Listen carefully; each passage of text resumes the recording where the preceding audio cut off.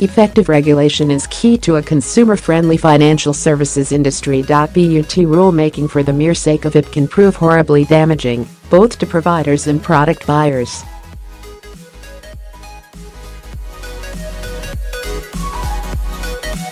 No one benefits, not even the regulator long-term, if its actions crush the industry it oversees.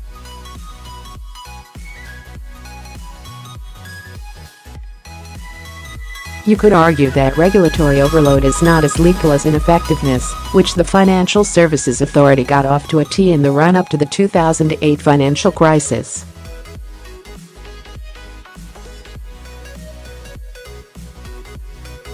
Yet it is stifling, drives up costs, which we all ultimately pay for through higher product charges, and may have unintended consequences.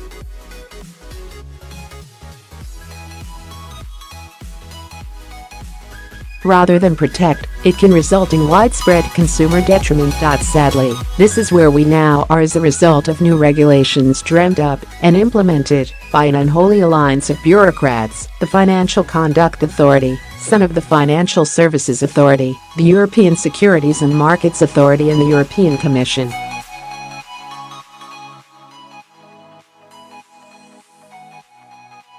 The rules defy logic and are resulting in investors being provided with misleading information.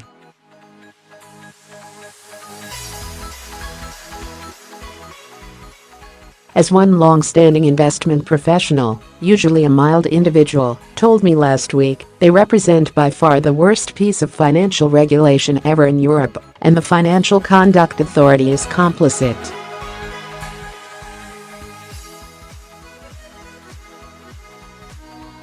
Strong words, indeed. It is a subject I touched upon briefly earlier this month, but it is worth returning to.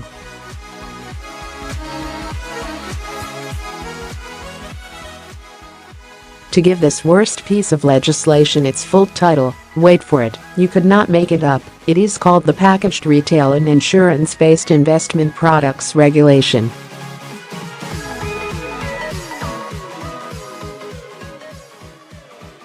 As part of this, every investment trust company must make available to new and existing investors a key information document.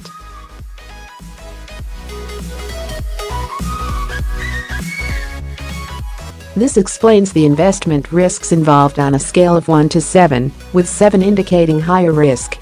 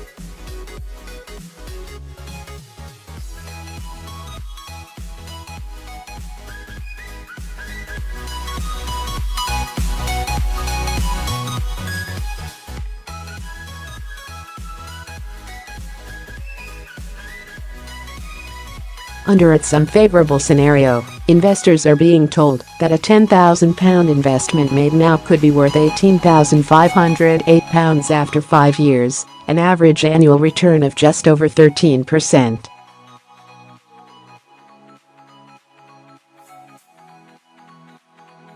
Unfavourable? Pull the other one. If market conditions are favourable, £10,000 might become £64,401, an average annual return of 45.1%.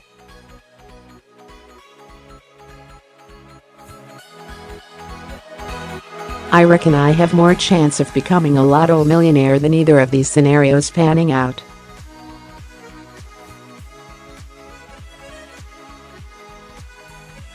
It is as if the figures have been plucked out of the sky. Thankfully, key figures in the investment world, including my mild friend, agree.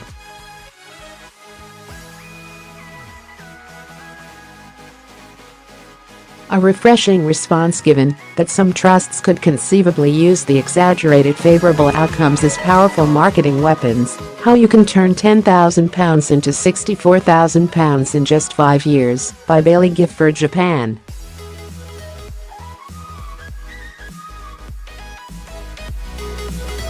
Ian Sayers, numero uno at the Association of Investment Companies, is a long-standing critic, while academic John Kay, an independent director of investment trust Scottish Mortgage, recently recommended that all key information documents should be burnt, not read. I find it difficult to disagree with him.